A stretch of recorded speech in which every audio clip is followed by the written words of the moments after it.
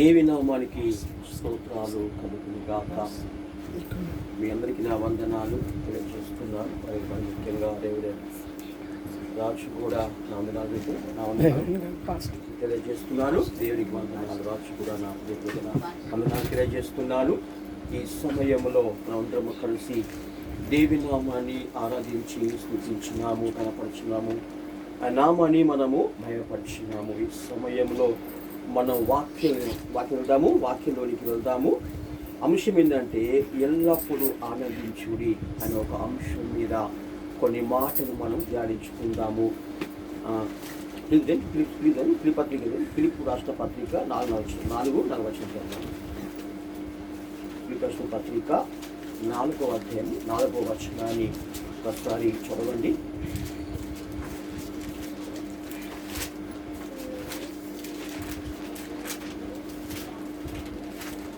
प्रभु में सदा आनंदित रहो।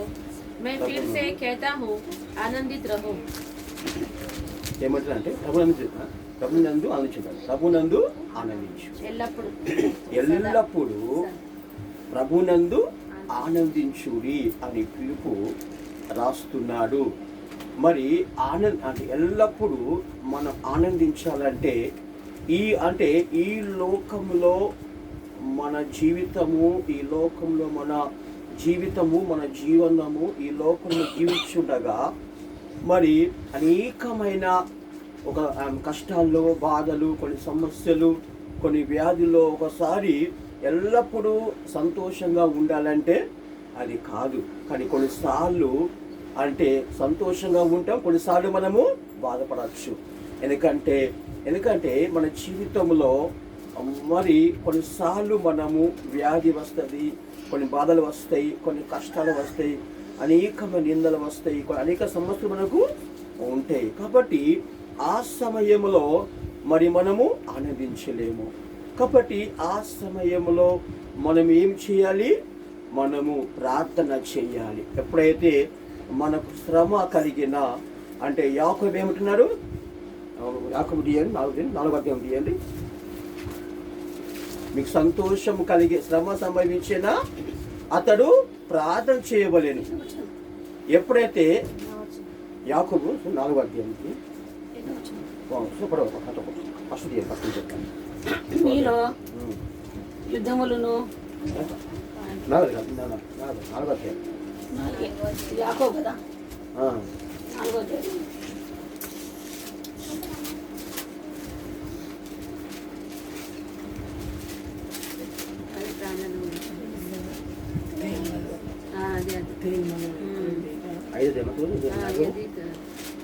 ఇదేనా 5:13 మీలో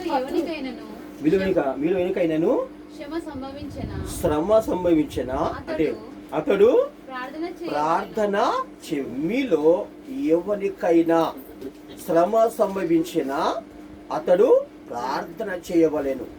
ఎప్పుడైతే శ్రమ మన జీవితంలో కొన్నిసార్లు సంతోషంగా ఉంటాము, కొన్నిసార్లు హఠాత్తుగా మనకు శ్రమలు అనేది వచ్చేస్తుంది.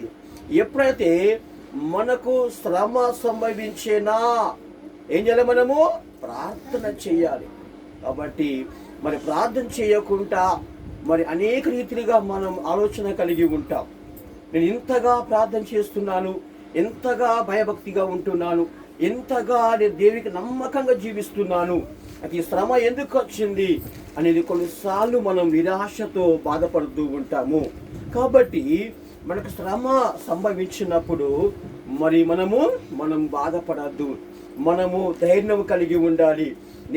నేను నమ్ముకున్న దేవుడు ఆయనే చాలా గొప్ప దేవుడు, నన్ను రక్షించేవాడు, సమృద్ధుడు, నన్ను కాపాడేవాడు, కునుకడు నిద్రపోడు అని ప్రభు చెబుచున్నాడు. కాబట్టి మనము శ్రమ సంభవిస్తే మనం అవిశ్వాసము రాకూడదు, నిరాశ రాకూడదు, మనము దుఃఖపడద్దు, మనము ధైర్యంగా ఉండాలి. మనము శ్రమ సంభవించినా అప్పుడు వెంటనే ప్రార్థన చేయవలేను. కానీ చాలాసార్లు మనము ఈ శ్రమ నాకు ఎందుకు వచ్చింది, ఇంటి పక్క ఏమైనా నాకు అంటే ఏమైనా మంత్రాలు చేసిండ్రా, మనం చేసిన దాని కొన్నిసార్లు మనకు అలాంటి తలంపులు మనకు వస్తూ ఉంటాయి. కాబట్టి శ్రమ సంభవించేనా అతడు ప్రార్థన చేయవలేను. కాబట్టి మనం దేని విషయము చింతించద్దు, దేని విషయము బాధపడద్దు. కానీ మనం చేసేది ఏంటంటే, మనం ఎప్పుడైతే దేవునికి ప్రార్థన చేస్తామో, మనం విశ్వాసంగా మన ప్రభు మీద భారం వేసుకొని ఎప్పుడైతే ప్రార్థన చేస్తామో, ప్రభు మనకు తప్పకుండా సహాయం చేస్తాడు. ఆయన మనల్ని ఆదుకుంటాడు, బలపరుస్తాడు, ధైర్యపరుస్తాడు. మనకు ప్రభు సహాయం చేస్తాడు కదండి.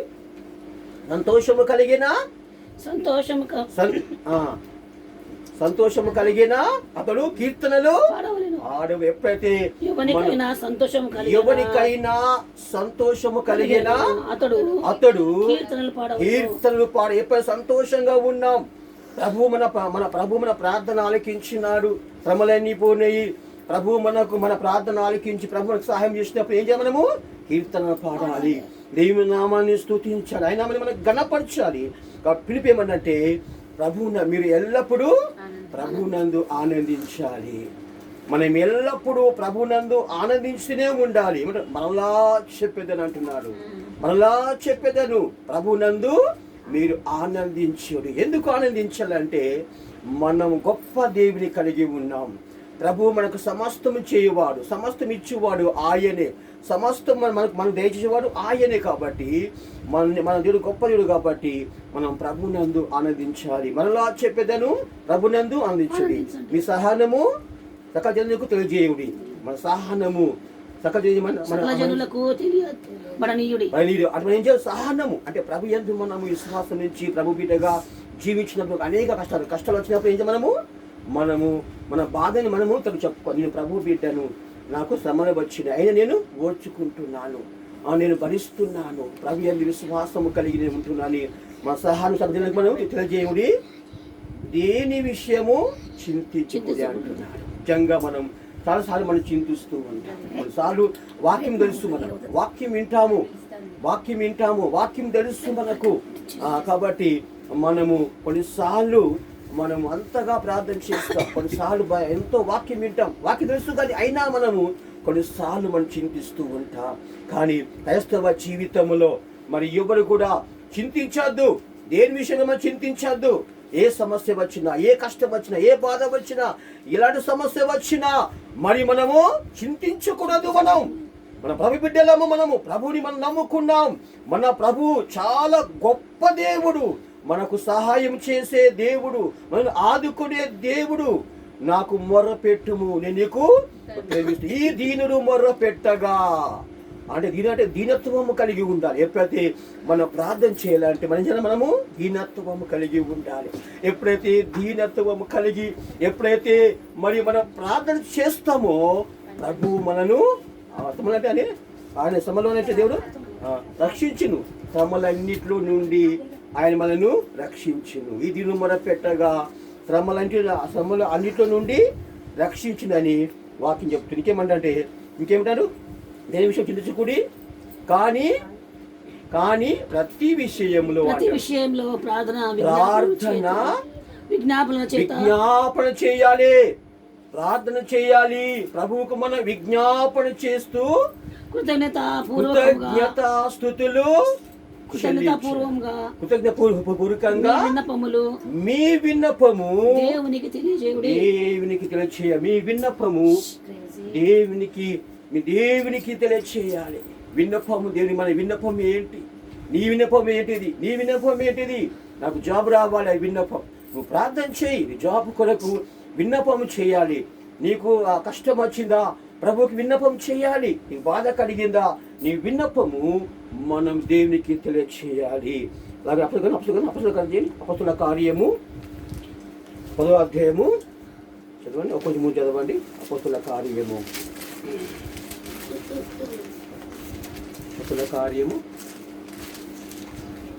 10వ అధ్యాయము 1-3 చదవాలి.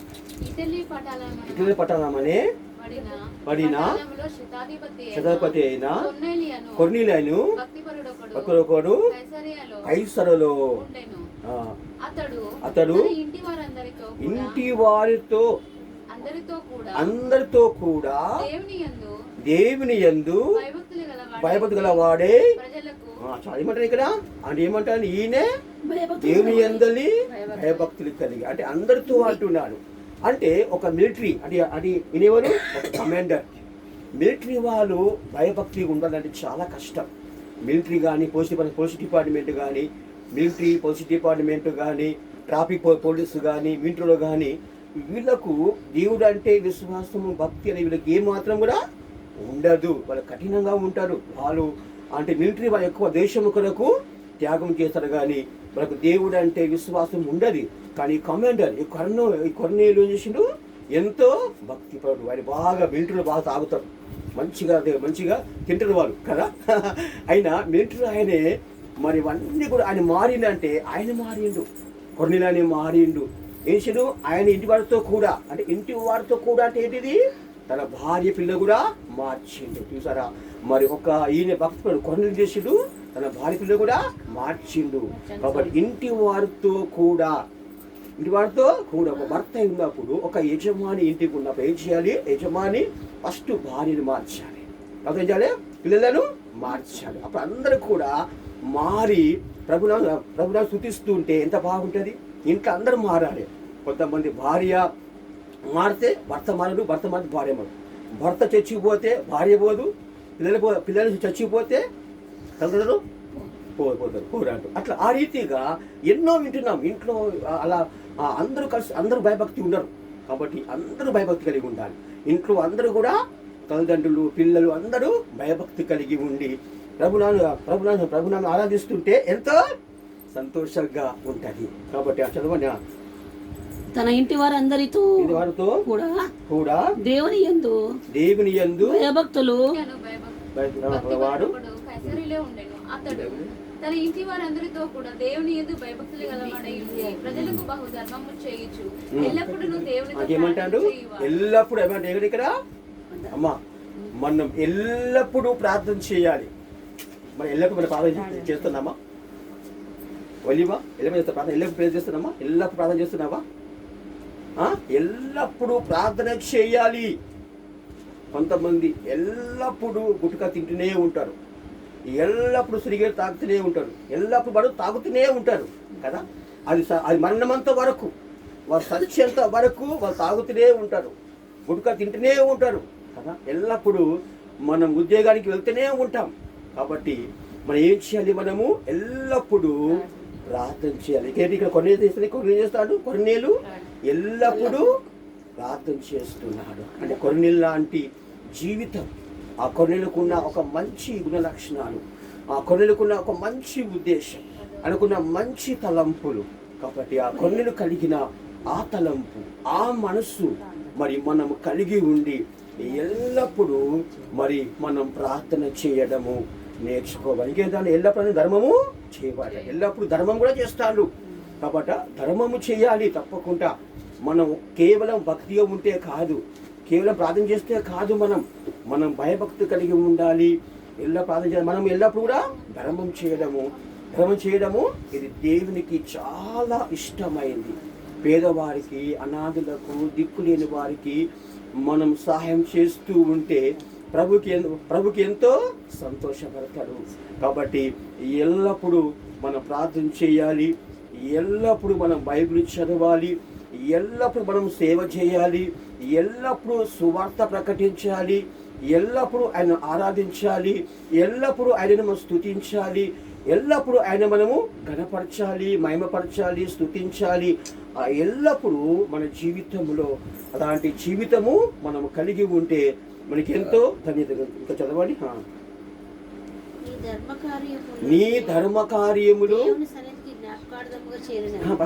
దూతస్తుంది. దేవుని దూత ప్రత్యక్షం ఇంచుమించు 3 గంటలకు, పగలు ఇంచుమించుకు 3 గంటలకు వేళ దేవుని దూత అతని యొద్దకు వచ్చింది. ఎదుగు వచ్చిందట. కొర్నేలు ఎక్కడ వచ్చింది? భూలోకములో ఉన్న ఈ కొర్నేలు పరలోకముల నుండి ఒక దేవదూత భూలోకానికి వచ్చి భూలోకంలో ఉన్న కొర్నేలు ఇంటికి వచ్చి, ఎందుకంటే కొర్నేలు ఇంటికి వచ్చి ఎంత గొప్ప విషయము అంటే ఎంత అద్భుతం. ఈయన ఎల్లప్పుడు ప్రార్థన చేస్తూ ఉంటే దూత ఆయన చేసే ధర్మ కార్యములు అనే భక్తి ఆయనకున్న మంచి జీవితాన్ని బట్టి దేవుడు ఎంతో సంతోషించి, దేవుడు ఎంతో ఆనందించి ఒక దేవదూతను మరి ఒక భూలోకానికి పంపిండు. అతడు దూత వైపు చూసి భయపడి ప్రభువా ఏమని అడిగాను. అందుకు దూత నీ ప్రార్థనలు నీ ధర్మ కార్యములను దేవుని సన్నిధికి జ్ఞాపకార్థంగా ఉన్నాయి. చూశారమ్మా, అంటే మనము ఎల్లప్పుడూ ఏం చేయాలంటే ప్రార్థన చేస్తే మనకేమిట అని జ్ఞాపకార్థంగా ఉంటాయట. ఏదైనా మనం చేసే సత్కార్యములు, ధర్మ కార్యములు, మంచి పనులు చేస్తే మనకేమిటట ఆయన సన్నిధిలో జ్ఞాపకార్థంగా ఉంటాయి. నువ్వు ఎప్పుడైతే ప్రార్థన ఎల్లప్పుడు చేస్తావో నీ ప్రార్థనలు ఎక్కడైతే ఆయనకు జ్ఞాపకార్థంగా ఉంటాయి. ఎప్పుడో వారికి ఒకసారి ఎప్పుడు ప్రార్థన చేస్తే అది దేవుడికి జ్ఞాపకార్థంగా ఉండవు. మన ప్రార్థనలు అన్నీ జ్ఞాపకార్థంగా ఉండాలంటే మనం ఎల్లప్పుడూ ప్రార్థన చేస్తూ ఉంటే మనం చేసే ధర్మ కార్యములు, మన పడే పాటు, మనము సువార్త ప్రకటిస్తున్నాము, అనేకులకు వాక్యం చెప్తున్నాము, ప్రభు కోసం శ్రమపడుతున్నాము, ప్రభు కోసము నీవు అనేక సత్కార్యములు, పేదవారికి సహాయం చేయడము, ధర్మ కార్యములు, సత్కార్యములు, మన సువార్త ప్రకటించి ఇవన్నీ ఎల్లప్పుడూ చేస్తూ ఉంటే అంటే ఏమవుతుందంటే ప్రభు సన్నిధానములో నేనైతే ఎల్లప్పుడూ నేను ప్రార్థన చేస్తున్నాను. నేను ఒక్కరోజు గ్యాప్ లేదు, ఎల్లప్పుడూ సేవ చేస్తూనే ఉన్నాను. ఒక్కరోజు నేను ఇంటికా ఉంటా, ఒక్క దినం ఇంటికా ఉన్నా. నేను ప్రతిరోజు ఎల్లప్పుడూ నేను సేవ చేస్తూనే ఉన్నా, ఎల్లప్పుడూ నేను ప్రార్థన చేస్తూనే ఉంటున్నాం. కాబట్టి మీ జీవితంలో మరి ఎల్లప్పుడూ ప్రార్థన చేయడం అలాంటి అలవాటు అంటే కొర్నేలియుకు ఉన్న అలాంటి మనసు మనకు ఉండాలి. కాబట్టి ఏమంటున్నానంటే గీతను 34 చేయండి. 34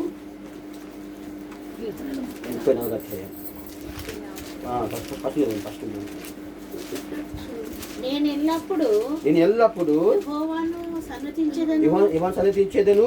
నిత్యము ఆయన కీర్తి నా నోట నుండును. నేను ఎల్లప్పుడు యెహోవాను సన్నతించెదను. ఎల్లప్పుడు ఆ నామాన్ని మనము సన్నతించాలి, అంటే స్తుతించడం, ప్రార్థన ద్వారా ఆయన ఆనందించడం, ఆయనను స్తుతించడం కాబట్టి నేను ఎల్లప్పుడు యెహోవాను సన్నతించెదను. నిత్యము ఆయన కీర్తి నా నోట, నిత్యము అని కీర్తి మన నోట ఉండాలి. మన కీర్తి అనేది మన నోట ఉండాలి. కాబట్టి ఆయన కీర్తి అంటే ఏంటిది? ఆయన మన నోట, ఆయన భూమి ఆకాశం చేసినాడు. ఇవన్నీ కూడా ఆయన మనము మహిమపరచడానికి అని కీర్తి ఎల్లప్పుడూ ఉండాలి. ప్రసంగిలో ఏమంటాడు? ప్రసంగిలా ఎల్లప్పుడు తెల్లని బట్టలు వేసుకో కదా, ఏమంటాడు ప్రసంగి? ఏమంటాడు? ఎల్లప్పుడూ తెల్లని బట్టలు వేసుకో, తెల్లని బట్టలు వేసుకో, ఎల్లప్పుడూ తెల్లని బట్టలు వేసుకోవాలి. నీ తలకు నూనె తక్కువ చేయాలి. కాబట్టి దేవుడు చేసిండు సుఖ దుఃఖాలు, దేవుడు జతపరిచిండు. దేవుడు సుఖ దుఃఖాలను దేవుడు జతపరిచిండు. సుఖ దుఃఖాలను దేవుడు జతపరిచినాడు. కాబట్టి ఈ లోకంలో మరి ఎల్లప్పుడూ నీకు సంతోషం కావాలంటే నువ్వేం చేయాలి? నువ్వు ప్రభు యందు విశ్వాసం ఉంచి మారు మనసు పొంది నువ్వు బాప్తిసం తీసుకొని ప్రభు బిడ్డగా జీవించినప్పుడు నీకు నిత్యము నీకు ఏం చేయాలి? పరలోకం నీకు ఆనందం ఉంటుంది. హల్లెలూయా. నువ్వు పరలోకం నీకు ఎల్లప్పుడూ ఆనందంగా ఉంటావు. నువ్వు పరలోకములో నువ్వు అక్కడ పరలోకంలో నువ్వు నిత్యము ఎల్లప్పుడూ నువ్వు ఆనందంగా ఉంటావు. కాబట్టి ఈ లోకములో ఈ శరీర సంబంధమైన ఆనందము, లోక సంబంధంగా ఆశలు అనుభవించుకుంటూ లోకసారమైన ఆనందము, లోకసారమైన ఆనందం ఉన్నది. మంచిగా తిని తాగి లోక సంబంధంగా ఆనందం ఉన్నది. నువ్వు లోక సంబంధంగా ఆనందము ఉంటే నీకేమిటిది? నువ్వు నరకంలో ఎల్లప్పుడూ నువ్వు ఏడుస్తూ ఉంటావు. ఈ లోక సంబంధంగా ఎల్లప్పుడు నువ్వు లోక సంబంధమైన ఆనందాలు అంటే ఈ సుఖభోగాల నిమిత్తము ఈ లోక జీవితము ఎప్పుడైతే నువ్వు లోకములో ఆనందము కలిగి ఉంటావో, యేసు ప్రభుని నమ్ముకోక లోకాన్ని ప్రేమించి లోక ఆశను అనుభవించి ఆ ప్రభువుకు దూరంగా ఉండి ఎప్పుడైతే జీవిస్తావో, ఎల్లప్పుడు నువ్వు చూస్తావో నీవు నరకములో నువ్వు ఎల్లప్పుడూ ఎడుతూనే ఉంటావు. బాధ వేదన ఉంటుంది. కాబట్టి నువ్వు ప్రభు యందు అంటే ఆధ్యాత్మికమైన ఆనందం కలిగి ఉంటావో నీ పరలోకంలో ఎల్లప్పుడూ నువ్వు ఆనందంగా ఉంటావు. ఈ యొక్క వాక్యం హృదయంలో ఫలించుగాక. ఆమేన్. ప్రార్థన చేసుకుందాం. స్తోత్రాలు స్తోత్రాలు పరిశుద్ధుడా పరిశుద్ధుడా మీకే స్తుతి రాజా. స్తోత్రమయ్యా స్తోత్రమయ్యా.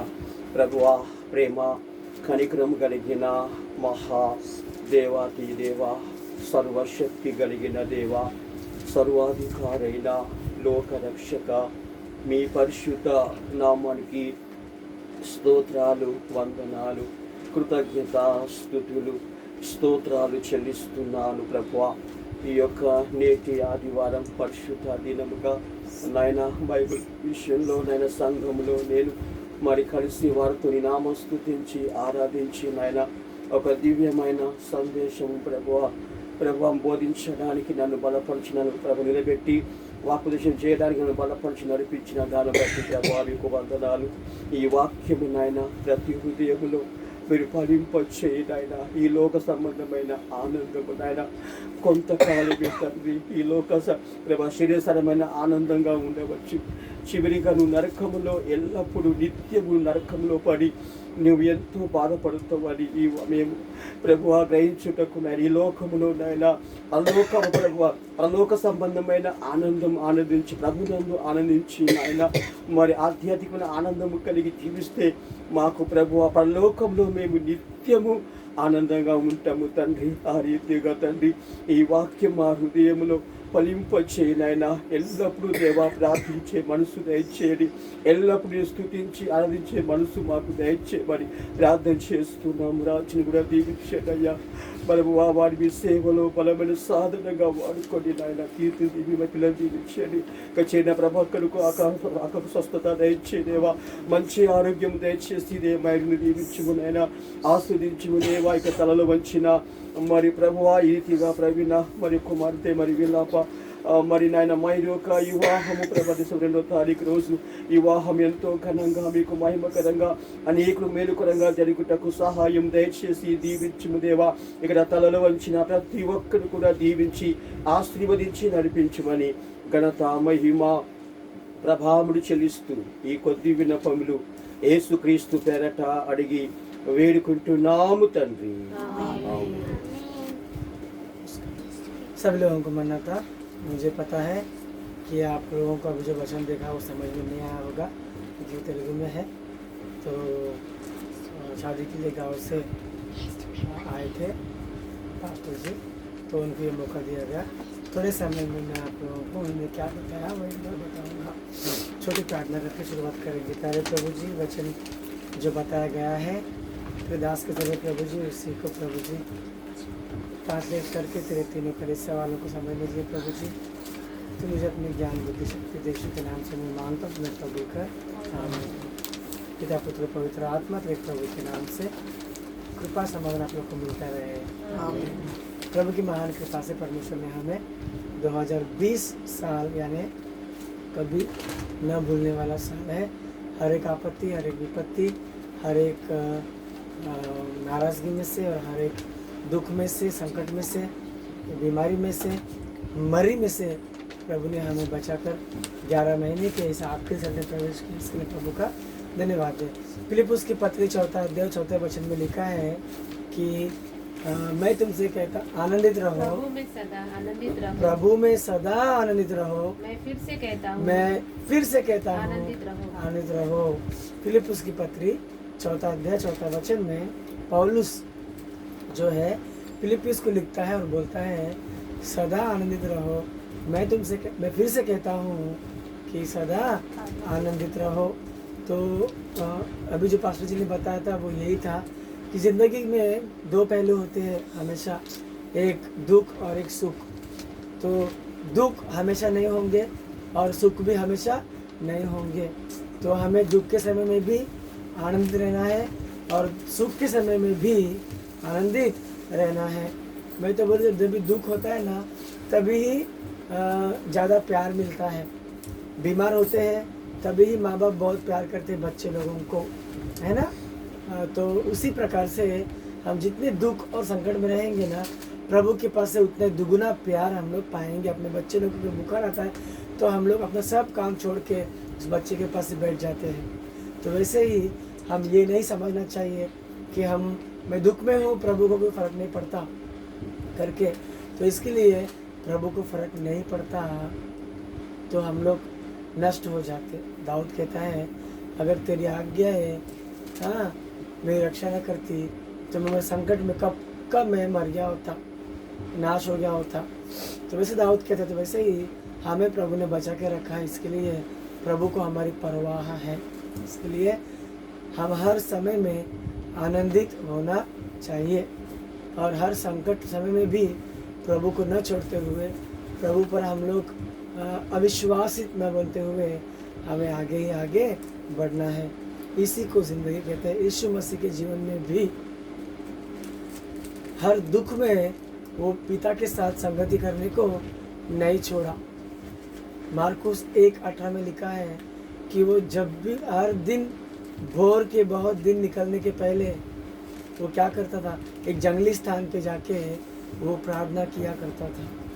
वो एक बार लिखा, मतलब वो उसका टाइम टेबल है डेली का, हर दिन लिखने की ज़रूरत नहीं है, एक बार लिखा यानी उसका टाइम टेबल है। तो वैसे ही वो दुख में भी, गेत्सेमनी बाग में भी, कल बड़ी विपत्ति में जाने वाला है, जानलेवा विपत्ति में, रात भर क्या क्या उसने प्रार्थना किया। अकेला नहीं, 2-3 लोग को और लेकर उनको भी प्रार्थना में लेके गया, वो भी प्रार्थना में चला। तो वैसे ही हर बीमारी में, दुख में, संकट में, ये दिन अच्छे नहीं है, ऐसे दिन में भी मेरा मूड अच्छा है, ऐसे दिन में भी, ऐसे समय में भी हमें क्या करना चाहिए, प्रभु से प्रार्थना करनी चाहिए। यही बातें मेरे से पहले पास्टर जी ने भी बताया था। वैसे ही हमको आगे ही आगे बढ़ना चाहिए।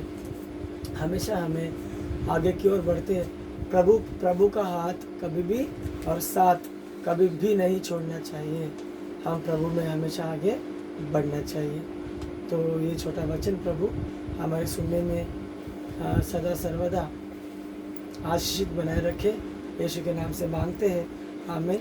अरे प्रभु, जो वचन तुमने बोया ऐसा गुना फलवंत का सुनने में, यीशु के नाम से मैं मांगता हूँ, कबूल कर, आमीन। आइए हम लोग खड़े भी समय जो प्रभु का है प्रभु को देंगे। उसके बाद शादी की घोषणा है, ऐलान है, उसको सुनेंगे। उसके बाद में अंतिम प्रार्थना करेंगे।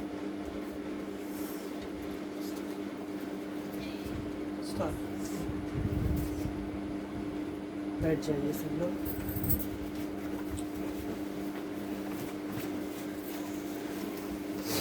शादी का ऐलान हम लोग कर रहे हैं। इस संडे को तीसरा ऐलान है मयूर भाई और विलापा के शादी का। तो पिछले 2 संडे को 2 बार ऐलान कर चुके थे हम लोग, और ये तीसरा और आखिरी ऐलान कलिसिया में है।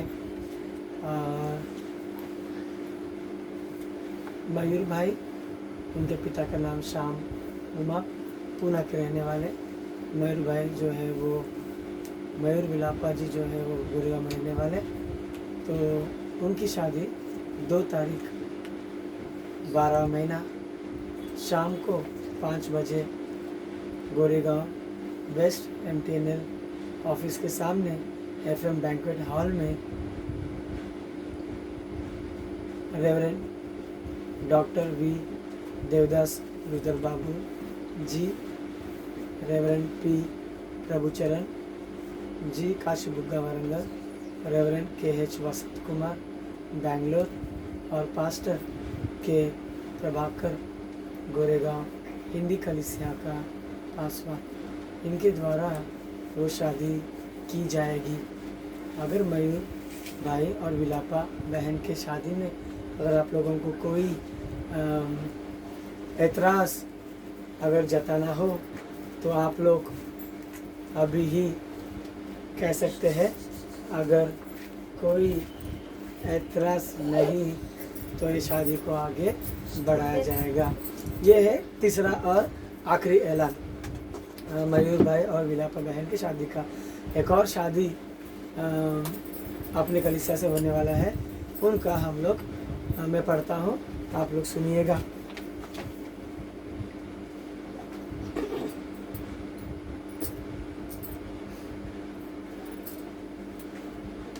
रितु श्री महेंद्र सिंह बिडलान जी की सुपुत्री, उनका विवाह जसबीर बाबुल श्री गुरमेल सिंह टाक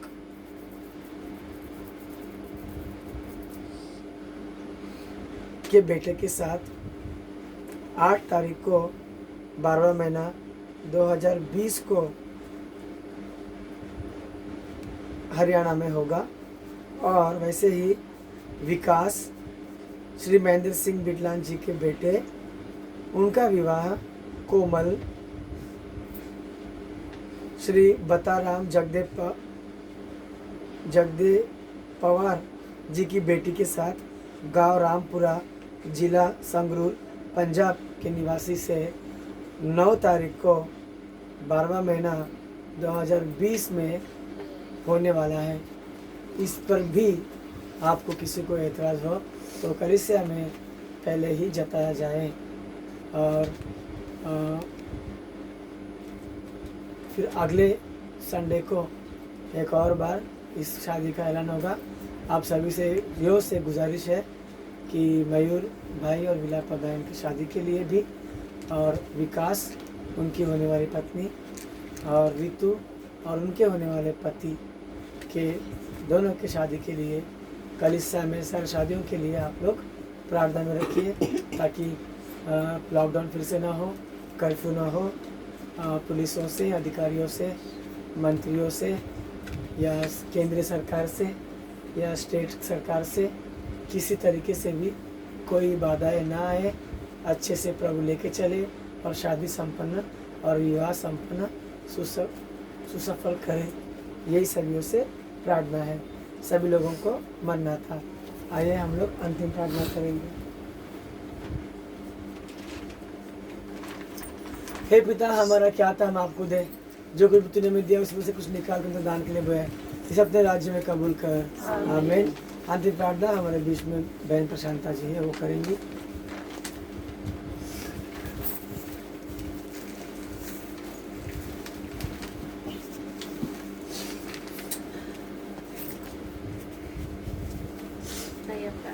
सर्वशक्तिमान हमारे जीवित पिता परमेश्वर, तेरे नाम को धन्यवाद करती हूँ पिता, क्योंकि तू महान अनुग्रहकारी स्तुति के योग्य परमेश्वर है।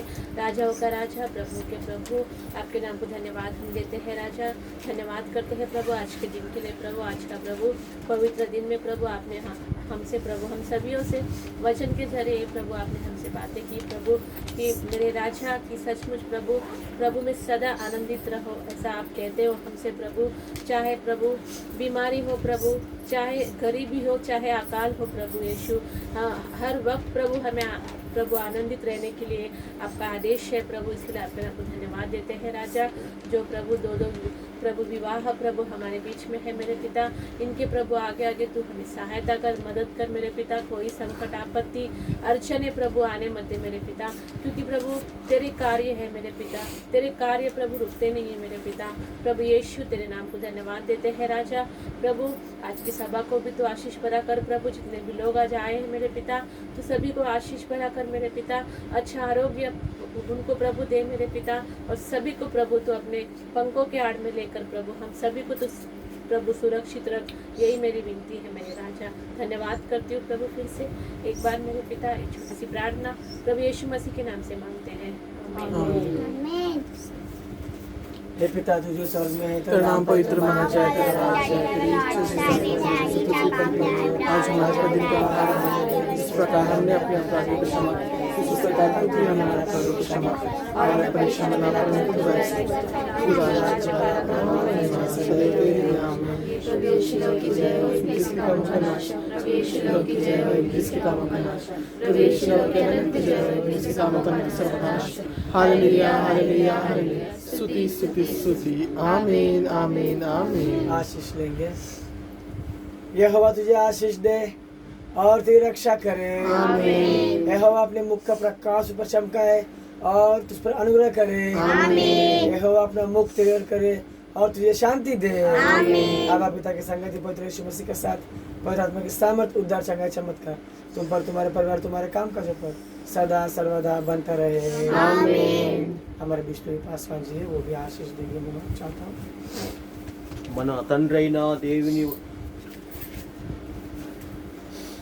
మన తండ్రైన దేవుని యొక్క ప్రేమయు ప్రభువైన యేసుక్రీస్తు కృపయు పరిశుద్ధాత్మ అన్ని సహాయము సహవాసము దేవా మీ సన్నిధిలో ప్రభాతంలో వంచిన ప్రతి ఒక్క బీటకును బైబిల్ మిషన్ సంఘమంతటికి దైవచనుడైన రాజు ప్రభాకర్ గారి వారికి సకల పరిశుద్ధులకు దీన్ని ప్రేమించే విధులకు అందరికీ ఇప్పుడు ఎల్లప్పుడూ సదాకాలం తోడే ఉండి నడిపించును గాక.